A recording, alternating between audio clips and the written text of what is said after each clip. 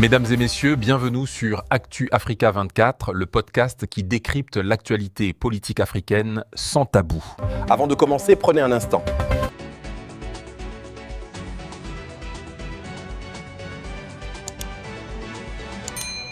L'Afrique de l'Ouest est en train de vivre un moment que peu imaginaient il y a encore quelques années. Un moment silencieux mais historique. Un moment où 3 pays du Sahel ont décidé de reprendre la main sur leur destin économique. Le Mali, le Burkina Faso et le Niger, réunis au sein de la Confédération des États du Sahel, l'AES, ont officiellement engagé les premières étapes vers la création d'une monnaie unique. Une annonce confirmée par le ministre malien de l'économie et des finances, Alousseni Sanou, à la fin du mois de janvier 2026. Selon la feuille de route présentée, cette monnaie pourrait entrer en circulation dès le second semestre de l'année 2026, un calendrier ambitieux. Un signal politique fort. Et surtout une rupture assumée avec l'ordre monétaire hérité de la période coloniale. Depuis des décennies, la question monétaire est au cœur des débats en Afrique de l'Ouest. Le franc CFA, utilisé par plusieurs pays de la région, est souvent critiqué pour ses liens avec l'ancienne puissance coloniale, la France, et pour la dépendance qu'il crée vis-à-vis de l'extérieur. Pour les dirigeants de l'AES, cette dépendance est devenue incompatible avec leur vision de souveraineté. Après les ruptures politiques, diplomatiques et sécuritaires, la rupture monétaire apparaît désormais comme l'étape suivante. Mais pourquoi cette monnaie unique est-elle si importante ? Parce que la monnaie n'est pas qu'un outil économique, elle est un symbole de pouvoir. Celui qui contrôle la monnaie contrôle les règles du jeu, l'inflation, les taux d'intérêt, les échanges, l'accès au crédit. En créant leur propre monnaie, le Mali, le Burkina Faso et le Niger veulent reprendre ce contrôle. Ils veulent décider eux-mêmes de leur politique monétaire sans dépendre d'institutions extérieures comme le FMI ou la Banque mondiale. Ce projet s'inscrit dans une dynamique plus large. Depuis plusieurs années, les pays de l'AES affirment une volonté claire. Sortir de la tutelle occidentale et construire des partenariats jugés plus équilibrés, notamment avec la Russie, la Chine, la Turquie ou encore certains pays du Moyen-Orient. La monnaie unique devient alors un outil stratégique, un moyen de renforcer l'intégration régionale entre les 3 États, un levier pour faciliter les échanges commerciaux internes, et une arme politique dans le bras de fer avec les institutions financières internationales. Mais ce projet n'est pas sans défi.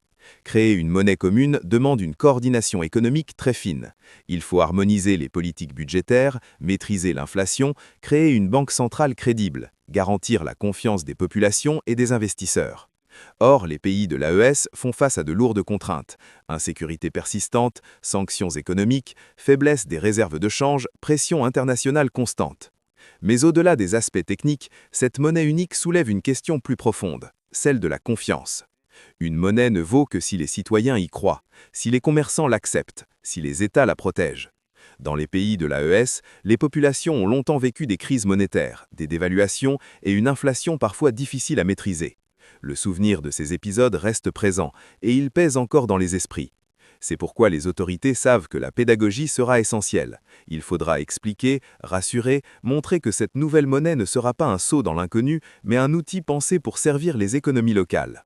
Les autorités de l'AES affirment vouloir tirer les leçons des expériences passées. Elles parlent de prudence, de progressivité et de coopération étroite entre les 3 pays.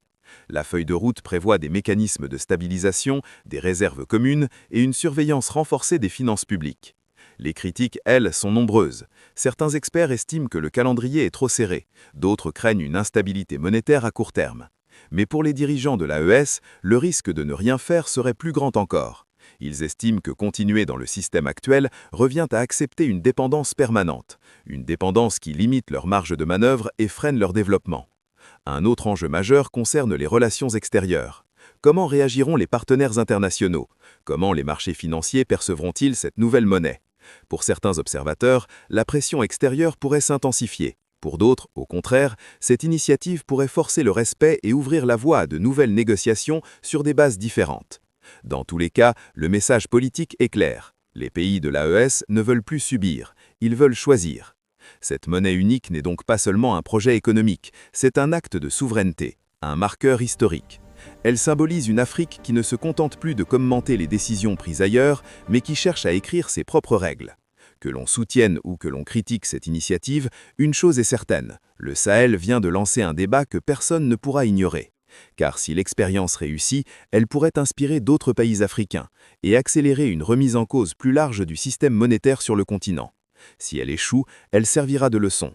Mais même dans l'échec, le message restera. L'Afrique ose désormais expérimenter. L'histoire est en train de s'écrire, pas dans les grandes capitales occidentales, mais au cœur du Sahel. Une chose est certaine, la question n'est plus de savoir si l'Afrique veut sa souveraineté monétaire, mais jusqu'où elle est prête à aller pour l'obtenir. Pour suivre les grands tournants géopolitiques du continent africain, abonnez-vous à Actu Africa 24. Analyse, contexte et décryptage chaque jour.